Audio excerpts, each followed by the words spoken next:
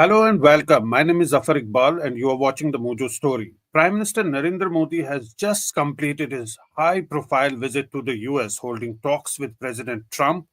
Now, key takeaways are a new defense framework, plans for India to import more US oil, and potential future sales of F 35 fighter jets. Now, trade tensions were addressed with Trump imposing reciprocal tariffs and citing past issues like Harley Davidson struggles in India. Trump also approved the extradition of 2611 accused Tahawwur Rana and commented on India's strained relation with the Biden administration. You can see on that screen uh, that hug between Modi and Trump. There were warm exchange, a press conference also that was followed, in which all those details were put out. Prime Minister Modi telling President Trump that he keeps national interest first, and so does Modi in India. He also met with Elon Musk. Before that, he had several other meetings also that took place. And finally, he met with President Trump, and then all those talks took place. To discuss this, we're joined by an eminent panel. We're joined by Michael Kugelman. Welcome to Mojo Story, Michael. He's the Director, South Asia Institute, the Wilson Center. We're also joined by Spencer Critchley, author and political commentator. Welcome to Mojo Story, sir. And from India, we're joined by Arnab Ray, author and columnist. If I may start with you, Michael, how do you assess the trajectory of US India relations? Has Washington's stance fundamentally changed with India now, or it is the same policy that carried forward? Why I'm asking, because Trump did indicate that India did not have a good equation with the Biden administration. Yeah, thanks for having me. No, I think that the U.S.-India relationship has been enjoying exponential growth for the last few decades, and indeed during the Biden administration, particularly during the last few years, there were some tension points that cropped up, and I think that really exploded to the surface when the ruling party issued some very striking statements that essentially accused the U.S. deep state of being behind efforts to destabilize India. But on the whole, the relationship was in a good place, and I think that that'll be the case in Trump 2.0 as well. I mean, the Trump administration really made quite clear to India how important it views the relationship, not only with India but with Modi specifically. I mean, the fact that Modi, of course, was only the fourth foreign leader to meet President Trump, and I would argue that he had much more access to Washington than the three leaders before him. Of course, he met not only with Trump, but with a number of very senior Trump officials and confidants. I think nearly half a dozen of them altogether, as I understand it.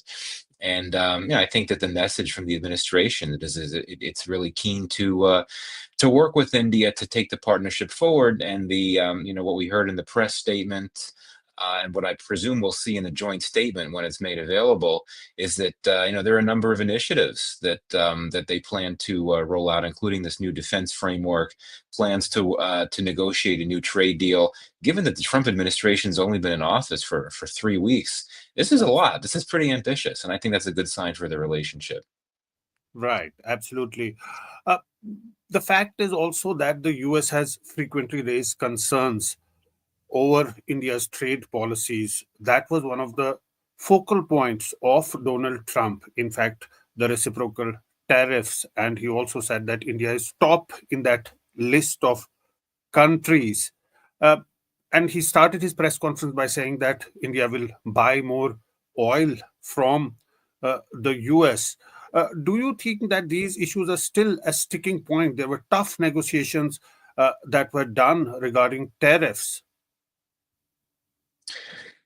Yeah, so I mean, as you know, during the first Trump administration, trade was a tension point, and indeed, the Trump administration imposed new tariffs, and so you actually had a mini trade war between the U.S. and India back then. But if you look at if you look at the pattern of U.S.-India trade in recent years, India has been importing increasing amounts of American oil, particularly if you measure it through dollar amounts and dollar values. We're talking about petroleum. The very types of products that Trump is pushing India to import more of. It's already been doing that. So I don't Yeah, know if it's a good or bad thing from India's perspective, but I would argue that to this point, New Delhi has done all the right things in the sense that it's made very clear that it's willing to make concessions to Trump on tariff issues, and not only that, but on importing American oil and indeed taking back undocumented Indian immigrants. And for an Indian yeah, government that projects itself as very strong, confident, nationalistic, for it to go out of yeah, its way to make these yeah. concessions to the Trump administration says something about how much it wants this relationship to work. Absolutely.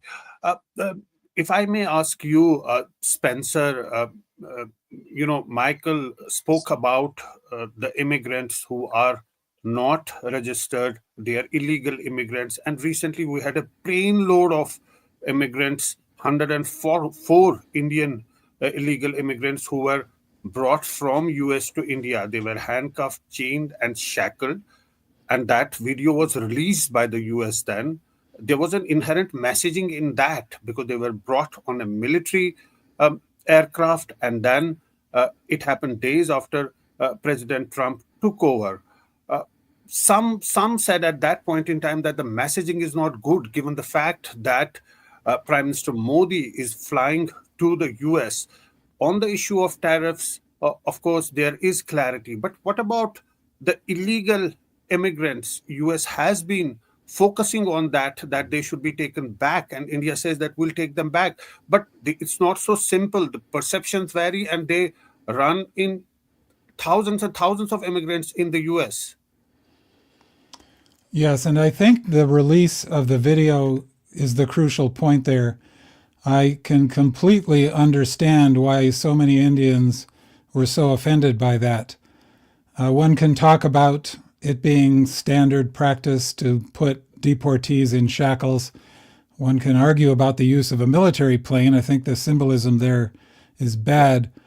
The release of the video, I think, is terrible and undoubtedly deliberate and intended to please the segment of Trump's base that is excited by racism, frankly.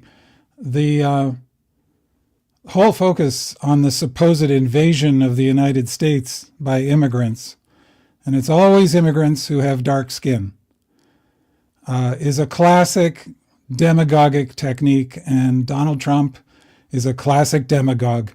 He excites fear, resentment, and hatred targeted at foreign others or domestic others, reinvents them as enemies, and the point is to distract your population from your true objectives by having them focused on, in this case, a scary monster. The technique is always, shiny toy or scary monster, but the point of it is always distraction. I found that obviously offensive to Indians, but offensive to all people, and deeply embarrassing as an American, because it's such a betrayal of fundamental American values. If anything makes America great, it's that America is a nation of immigrants and that we're founded on principles of individual freedom and equality, which we have not always lived up to, but which are intended to apply to everybody. I think it's shameful. Right. And we don't know how many more illegal immigrants will be sent back. It could just be the first lot. But coming to you, Arnab, one of the important things that was announced by President Trump was the extradition of Tahawwur Rana, one of the key figures in the Mumbai terror attack.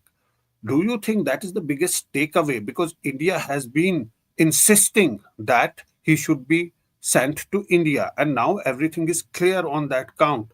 That will be the biggest takeaway for Prime Minister Modi to bring back home his image, his strong image of bringing all those people who are perpetrators of terrorism to India to face the trial, to face the courts. Hi. So first of all, thank you for having me on the show. So just a small point of clarification: I'm actually not in India. I'm an immigrant in the U.S. Right, right. I'm right Yeah, now in Los Angeles. yeah. So with respect to Tahawwur Rana, I think the point of Trump's racism was brought up by the previous panelist. But what needs to be brought up is the racism of his previous predecessor, which is Biden. So there are two Mm. kinds of racism that, when I've stayed in this country for 20 years, so I've seen both.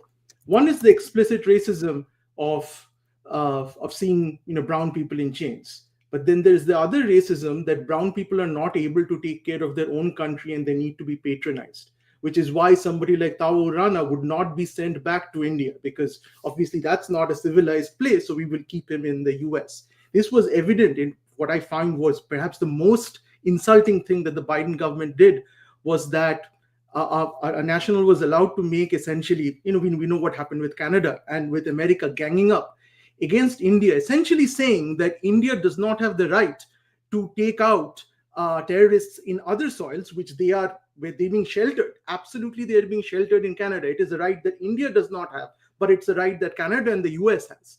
And so these kind of things, I think, are even more racist than you can rationalize that the people who were shown in chains had actually broken the law in a way.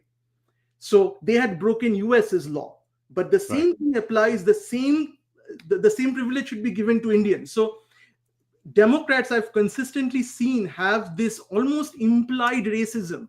It's so implied and it's so ingrained in them that they don't even realize it, but it permeates through their policy. And that is why I think that a Republican administration is always better towards India, because they at least treat Indians as equals, India as an equal. And I'm not saying that there is not a fundamental rail of racism going through the Republicans and Trump too. There is undeniable, but it's a different kind of racism. And maybe, as I like to say, that it's bad for Indians in the US, but it's good for Indians in India. Right. Let's in fact hear what was said about the deportation of Tahawwur Rana.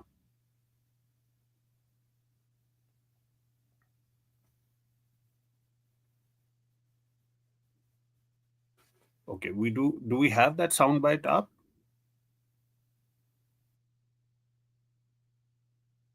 Okay, there's just making that soundbite. But Michael, you know, it is also very important. When Donald Trump uh, swearing in ceremony took place, we saw a video was made by Gurpatwan Singh Pannu. He made that propaganda video. He shot himself saying Khalistan Zindabad slogans and released them. Now, India has been saying that Gurpatwan Singh Pannu is a designated terrorist. He has been making threats against Indians, threats of blowing up aircrafts and glorifying the killers of a former prime minister.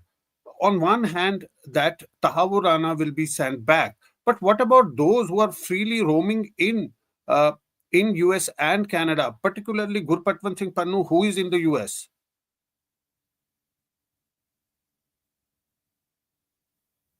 The If you can press, unmute, yeah, yeah.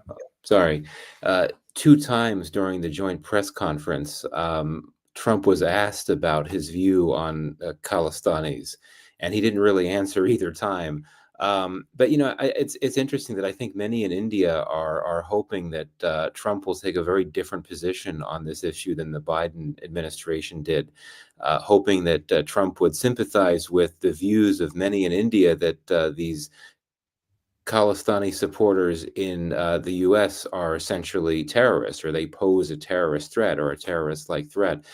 That might be true, but I would also argue that looking at the Panun case, I think that given Trump's politics, he projects himself as a nationalist, as an American nationalist. I think that he would not take lightly the very serious allegations in the indictment related to the Panun case, essentially alleging that India's government was involved in a very serious breach of U.S. sovereignty, and it happened allegedly in New York City, Trump's hometown, and so on. So I don't necessarily think that Trump is going to want to let that investigation go, though I will say that some of the things we saw with the Biden administration, such as, some Khalistan supporters meeting with officials at the White House, I don't think that type of thing will play out in the Trump administration. But on the Panun case specifically, I don't think that you're going to see Trump try to put an end to that investigation, keeping in mind as well that a prominent Sikh activist, Harmeet Dillon, was nominated by Trump to be the head of the civil rights department at the Department of Justice. So that's a very interesting pick for sure. Right. Interesting dynamics playing out there. But let's first hear what was said about Rana. I'm pleased to announce that my administration has approved the extradition of one of the plotters and one of the very evil people of the world, and having to do with the horrific 2008 Mumbai terrorist attack, to face justice in India. So he's going to be going back to India to face justice as we deepen our defense. Spencer, how significant do you think this statement is, given that it's been years now, and now finally he will be sent to India? Do you think it's extremely significant that Prime Minister Modi has managed to get Tahawwur Rana back to India after so many years? Normally, I might think so, but I doubt very much if Donald Trump knew who he was talking about even an hour before he made that statement. He's so transactional and has such a shallow knowledge of issues generally. I'm sure when he was asked questions about Khalistan, he would be drawing a blank on what was being talked about unless somebody thought to give him some kind of quick briefing before that press event, but he's famously resistant to being briefed. I understand the significance to India, of course, and I understand India's sensitivities about having its own national sovereignty respected. But I would argue that it's not necessarily a sign of disrespect to hold India to the same standards that America tries to hold itself to. And those standards do include, as Michael said, the need to defend national sovereignty and the need to observe American laws, which provide a great deal of latitude for free speech, often more latitude than is allowed even in other advanced democracies. And so America needs to stand up for its own values the same way India stands up for its values.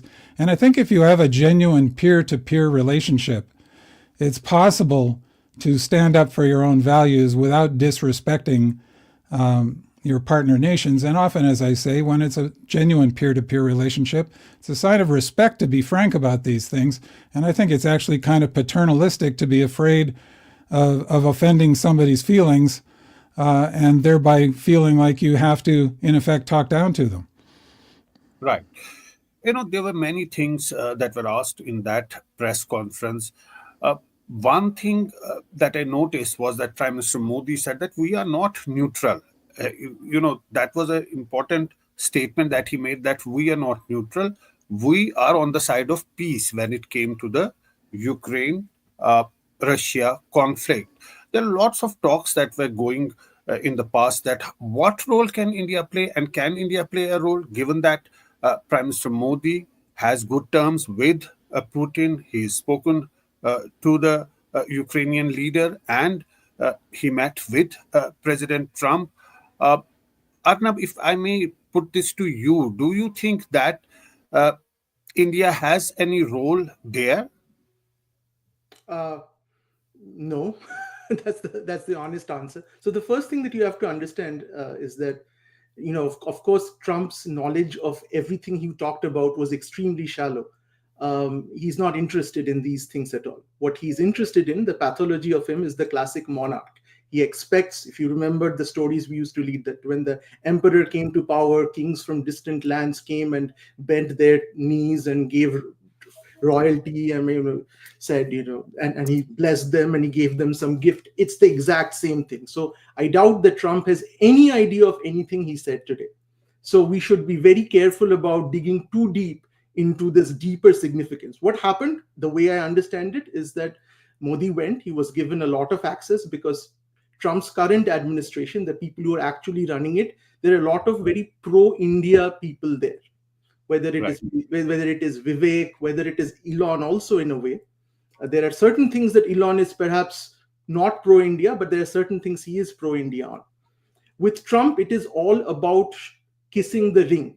And that India is, we are also used to dealing with strong men, right? So this is not something which is foreign to us. So we should all, whenever we shouldn't overemphasize or overinterpret anything we heard or saw today.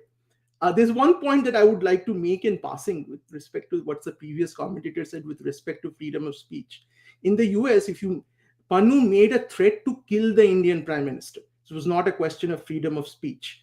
If in the US, somebody makes a threat on video to kill the US president, that is not covered under First Amendment rights. So again, this false argument that is often made by Democrats that this is our standards. No, it's not your standards. You cannot make a death threat against a death threat. He made an absolute death threat to our prime minister, and that is an act of terror.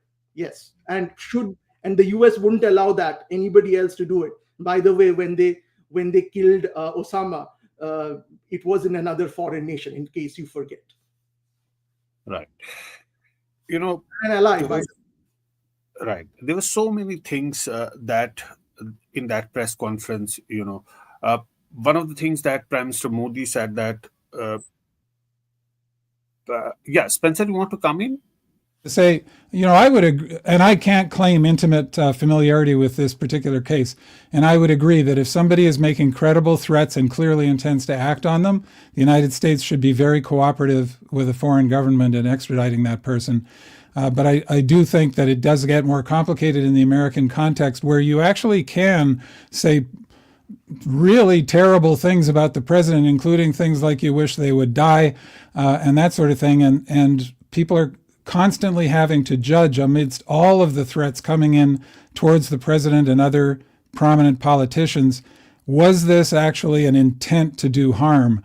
And that's where it crosses the line. So again, in the United States, there really is a great deal of latitude there. But I do accept the point that if there is a credible threat and it seems clear there's an intention to act on it, then there needs to be cooperation. Right.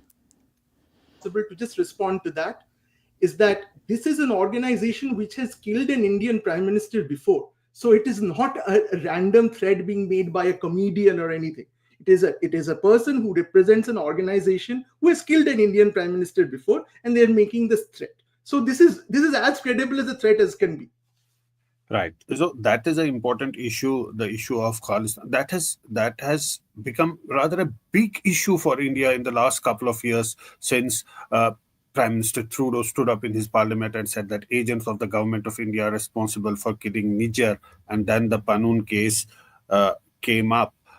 So that is an important issue out here. But Michael, another thing that struck me was that Prime Minister Modi said that while the focus of President Trump is to make America great again, he also his focus is also to make India great again. And he said that while President Trump puts the national interest of America first, so does Prime Minister Modi when it comes to India. How do you see those exchanges that took place? Well, I think this is a case of Modi trying to amplify this friendship between the two men, that they see things in similar ways. And this is, Trump said similar things about Modi. I mean, they each lavished a lot of praise on each other. It wasn't just Modi lavishing, they're both lavishing a lot of praise on each other. And I think that was one of the goals of this summit, was for two men who have a pretty long relationship when it comes to world leaders. I mean, they've known each other for nearly a decade. They first met in 2017 when Modi made his first visit to visit Trump. That's the first time they met. And it's been cultivated since then. So they wanted to reassert that. So, they're looking to lavish praise on each other. But I think it does get to an interesting question.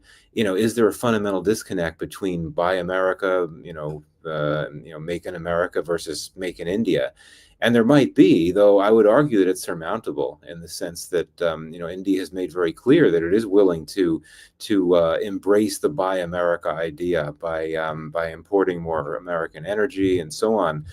And then if you look at the other side, American investors have been deploying capital in India on pretty significant levels in recent years. And so even if the US government wants Americans to be looking to other countries to buy more from the US, the private sector in the US is going to continue to engage in investment inside India. And I don't think that the Trump administration is going to try to curtail that or limit that. Now, certainly, if you look at the top areas for U.S. investment in India in recent years, they include things like tech, pharmaceuticals, also clean energy. Clean energy may be an area that the Trump administration would not be very keen for private investors to invest in. But again, we're talking about the U.S. private sector, and I don't think that you're going to see much concern from the Trump administration, particularly given that, as was noted before, the Trump administration is filled with robust champions of partnership with India. So if they see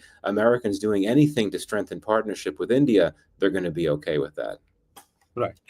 And Spencer, with AI, semiconductors, and emerging tech sectors becoming a battleground of global influence, how do you see US-India cooperation evolving in these areas? Well, that's an interesting question, because you're talking about two very high value-added industries. And I think, again, as Michael was just pointing out, there's potential for tension there when you have two economic nationalists who want to sell and don't necessarily want to buy. I think that describes Trump in particular, of course. And where that's to a country's advantage is when, at least an advanced economy, is when they're making high value-added products or services like AI, for example, or other high-tech products and services. It's actually now I'm no economist, but based on my understanding of economics, it can actually be to a country's advantage, again, an advanced economy like the United States, to have a trade deficit with some other countries if they're buying products that can be made more cheaply or better or both in the other country. Then that frees up money in your country to invest in higher value-added activities and to build jobs in those sectors instead of low value-add ones. So this is one where I think the objectives of Prime Minister Modi and President Trump could conflict. I would have to say, although I do not approve of everything Prime Minister Modi does, I would say I consider him to be a far more sophisticated thinker than our president, I'm sorry to say, who tends to get fixed ideas in his head, like the idea that trade deficits are always bad, or tariffs are always good, or that it makes sense to put reciprocal tariffs on every trading partner you have all at the same time. But yeah, in that area, I think there's likely to be some tension. Yes, and that those defense sales might actually reduce that trade deficit. But with increasing military sales and defense cooperation, is India becoming truly a strategic partner of the US, or still viewed as a counterbalance to China, rather than a genuinely true partner? I think we've reached the stage where most serious foreign policy analysts don't see us as a counterbalance to China, because we are not. We should neither be hyphenated with Pakistan, because we are way stronger, nor should we be hyphenated with China, because they're way stronger. So we are somewhere in the middle, and we are neither a counter, because most of our foreign policy focus in the 90s, till the 90s, was Pakistan. Now it's China. For US, especially for the current administration, at least to me, it's not very clear whether they are enemies of China or whether they're really friends of China, or whether they're using the bluster of being anti-China as a bargaining tack to get something out of China. Because one of the big developments in the US, I would say, and it's not that the Democratic administration was not allied with industry, but this is more allied, and that's why the word oligarchy has been used. Maybe it's a little extreme of a term, but it's not without any basis. So the fact is that the US government is perhaps more pro-business.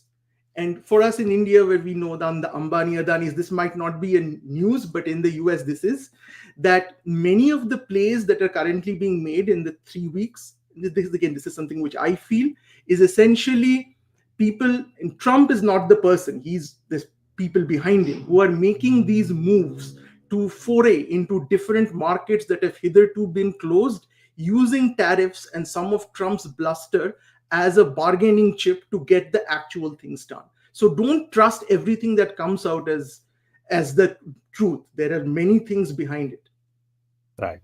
Michael, we're coming to the end of our discussion. I wanted to ask about this visa restrictions. US has always acted as a major destination for Indian professionals. How do you view these American politics influencing, immigration policies towards India? Well, the H-1B visa issue is not new. I mean, it's been in the news in recent months, but this is something that's been a bit of a flashpoint, not just for U.S.-India relations, but also in U.S. politics, U.S. domestic politics, for quite some time.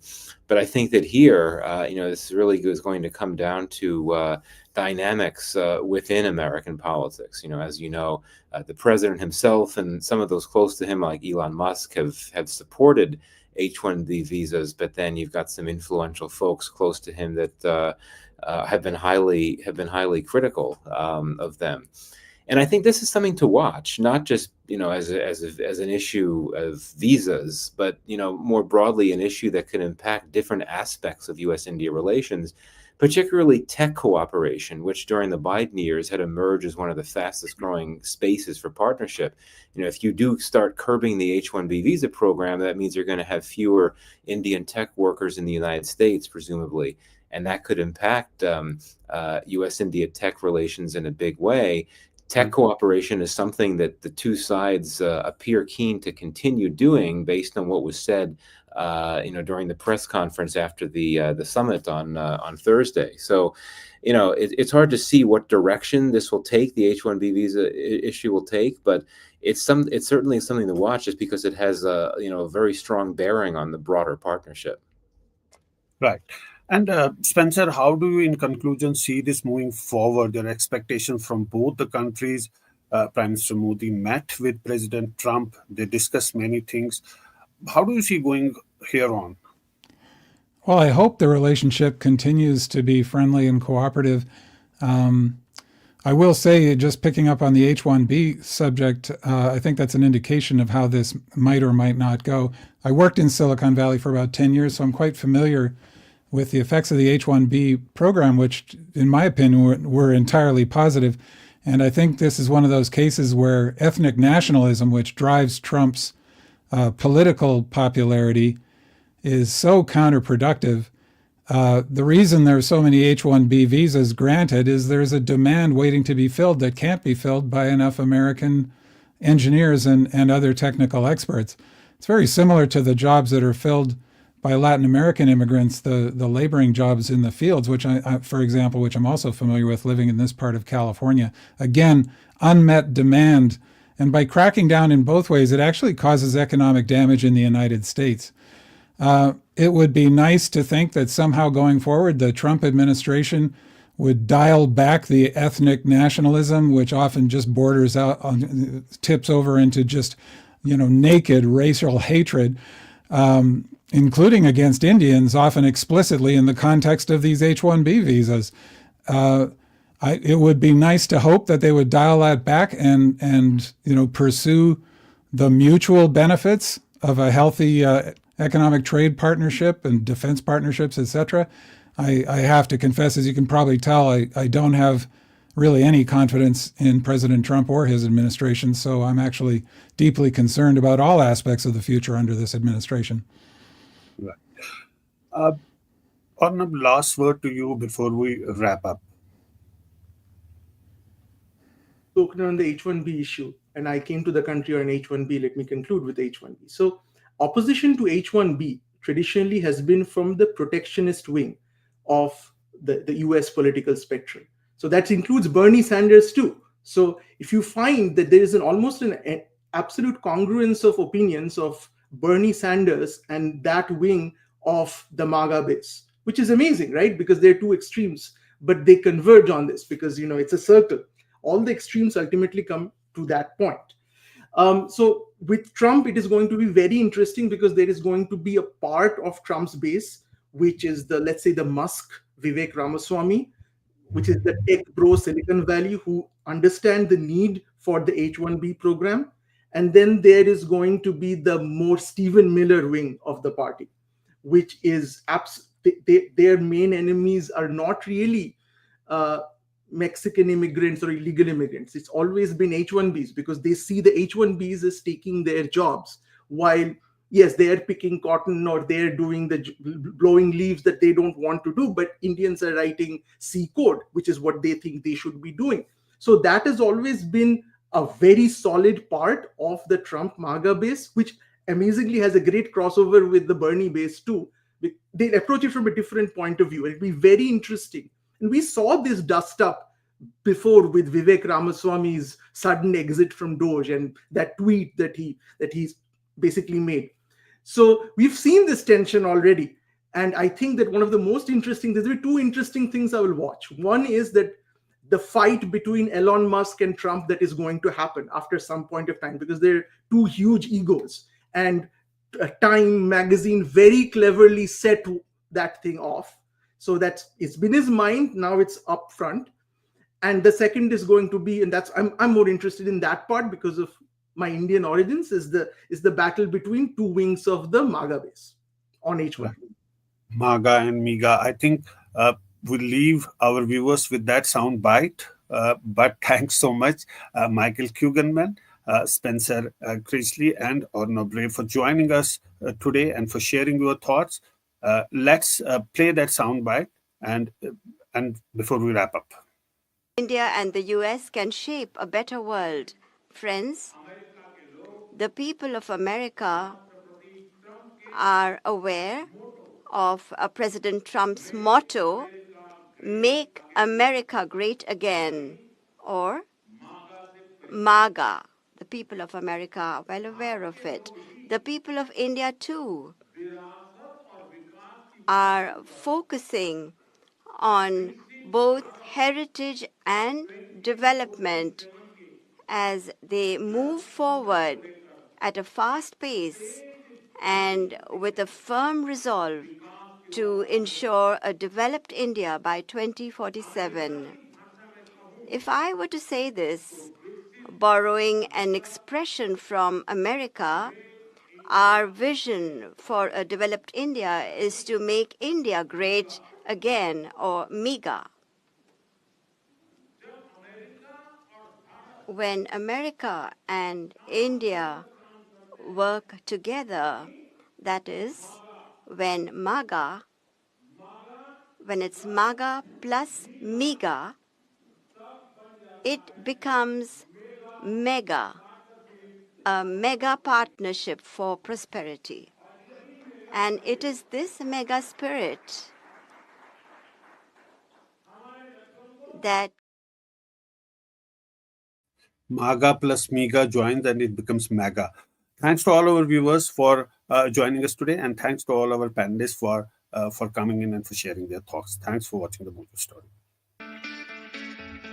It's great to see you here. Thank you for watching our work. If you haven't subscribed yet, don't forget to click the bell icon and subscribe to Mojo Story and support independent, robust journalism.